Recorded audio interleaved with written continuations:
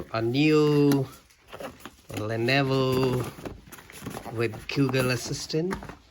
So it has a nice adapter along with this. And I think it's pretty small in size. It's okay, decent size screen. And there we go. I don't see any manual along with this except for a small, yeah, there it is.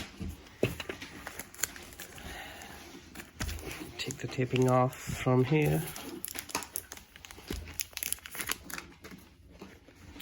Oh, where's the power button? There's a volume up, volume down button. So we have a switch here to turn mic off, mic on. So there is no power button. I think it takes power from the adapter, right from the adapter. It has a USB as well. So we will go and plug it in.